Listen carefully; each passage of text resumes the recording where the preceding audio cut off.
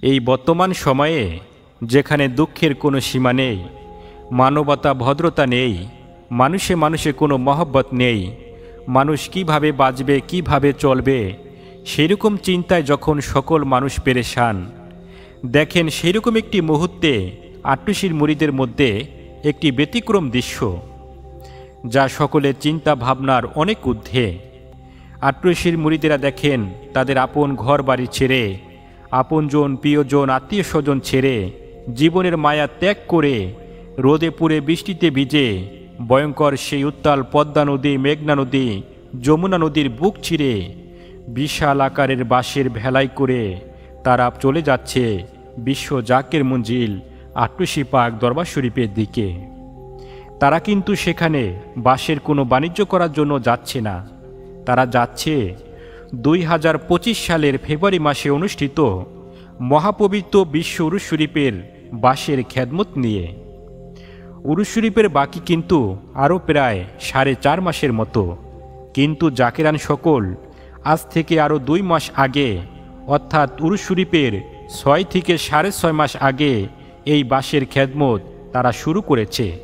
তারা এই বাঁশগুলো কেটে এরপরে সেই বাঁশগুলো কিছুটা শুকিয়ে নির্দিষ্ট একটি নদীতে খুব মজবুত করে তারা এইভাবে বাঁশের ভেলা তৈরি করে, এরপর সেই ভেলার মধ্যে প্রয়োজনীয় জামা কাপড় সহ চাল ডাল শুকনো খাবার নিয়ে আল্লাহু আকবার খচিত পতাকা উত্তোলন করে তরিকতের বিশেষ আমল পাক কালাম ফাতেহা শরীফ পাঠ করে, মুজাদ্দিয়া গজল পাঠ করে, আল্লাহুর জিকির করতে করতে তারা আপন মুর্শিদের বাড়ি বিশ্ব জাকের মঞ্জিল আট্টুসি পাক দরবার শরীফের দিকে তারা রওনা হয়।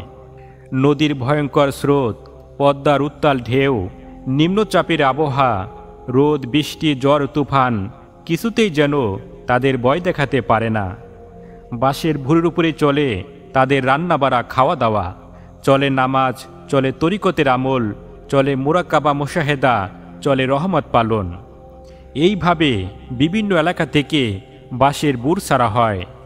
এরপর নির্দিষ্ট একটি স্থান পাবনা জেলার নগরবাড়ি ঘাটে সকল বাঁশের ভুঁড় নিয়ে একত্রিত হয়। এরপর ওই এলাকার জাকেরানদের নেতৃত্বে সেখানে বিশাল আকারে একটি জলসা মাহফিল হয়। এরপর রাত 3টা 1 মিনিটে পাক কালাম ফাতেহা শরীফ পাঠ করে মুজাদ্দিয়া গজল গেয়ে আল্লাহু আকবার ধ্বনি দিয়ে সেই বাঁশের ভুঁড়গুলো আবার আট্টুসির উদ্দেশ্যে ছেড়ে দেওয়া হয়। এখানে কিন্তু শেষ নয়, এই বড় নদী পাড়ি দেওয়া শেষে আট্টুসি যাওয়ার জন্য একটি দীর্ঘতম লম্বা খাল পাড়ি দিতে হয়।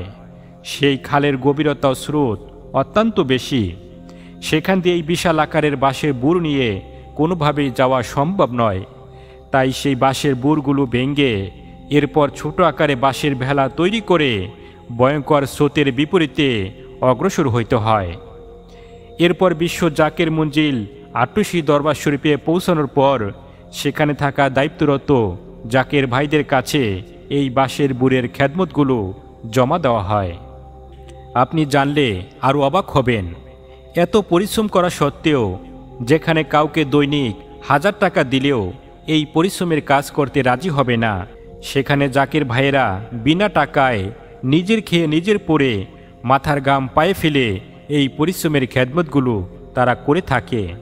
শুধু তাই নয়, যারা বাঁশের বুড়ের সাথে যাইতে পারে নাই, তারা বাঁশের বুড় বিদায় দেওয়ার সময় অজন্যয়নে কাঁদে আর বলে, হে দয়াল মুর্শিদ, এই বৎসর কোনো কারণে বাঁশের বুড়ের সাথে আমি যাইতে পারলাম না, তুমি দয়া করে আগামী বৎসর বাঁশের বুড়ের খেদমতের সাথে আমাকে কবুল করে নাও। এইভাবে তারা আপন মুর্শিদের কদমে আগাম নালিশ করে রাখে। আর বাঁশের ভুঁড় নিয়ে দরবার শরীফে পৌঁছানোর পর তারা চলে যায় আপন মুর্শিদের কদমে। সেখানে গিয়ে তারা অজর নয়নে কাঁদে আর বলে, বাবাজান, আমরা এই বাঁশের ভুঁড় নিয়ে আপনার কদমে আসার পথে আমাদের না জানি কত রকম ভুল বেদবি হয়েছে, আপনি দয়া করে আমাদের সমস্ত ভুল বেদবি ক্ষমা করে দেন। তাদের এরকম আকুতি মিনতি দেখলে আপনি অবাক হয়ে যাবেন। আসলে ভাই, এটাই তো হচ্ছে পীর মুরিদি।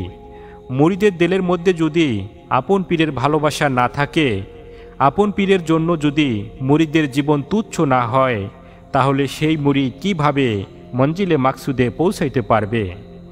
কারণ পীর চেনে না ধলা কালা, পীর চেনে না রাজা বাদশাহ, পীর শুধু চেনে মুরিদের দিলের আকতি মিনতি আর মুরিদের ভালোবাসা। তাই মহান আল্লাহর দরবারে এই জাকের ভাইদের জন্য বিশেষভাবে সুস্বাস্থ্য ও দীর্ঘ হায়াত কামনা করছি। সেই সাথে 2025 সালে অনুষ্ঠিত মহাপবিত্র বিশ্ব উরুস শরীফে আমরা যেন সকল নিজ নিজ এলাকা থেকে সুবিধামতো যানবাহন নিয়ে কাফেলা করে বিশ্ব জাকের মঞ্জিল আট্টসি পাক দরবার শরীফে হাজির হইতে পারি। মহান আল্লাহ পাক যেন আমাদের সকলকে সুস্থ রেখে দীর্ঘ হায়াত দান করেন। আমরা সকলে বলি আল্লাহুম্মা আমিন। প্রিয় জাকের ভাইয়েরা, বাঁশের খেদমত সম্পর্কে আপনাদের যদি কোনো ঘটনা বা কিছু জানা থাকে অবশ্যই সেটা কমেন্ট উল্লেখ করবেন। আর যদি কারো কিছু জানার দরকার হয় সেটাও আপনারা কমেন্ট করবেন। ভিডিওটি বেশি করে শেয়ার করবেন। আর যদি নতুন হয়ে থাকেন তাহলে চ্যানেলটি সাবস্ক্রাইব করবেন। আর ফেসবুকে আল মুজাদ্দিদ মিডিয়া নামে এই পেজটি সকলেই ফলো করবেন। মিডিয়ার জগতের তরিকত প্রচার প্রসারের জন্য আপনাদের সহযোগিতা আমাদের একান্তই প্রয়োজন। তাই সর্বদা আমাদের সাথে সংযোগ থাকবেন। আপনাদের সুস্থতা কামনা করে পরবর্তী ভিডিও দেখার আমন্ত্রণ জানিয়ে এখানেই শেষ করলাম। আসসালামু আলাইকুম ওয়া রাহমাতুল্লাহি ওয়া বারাকাতুহু।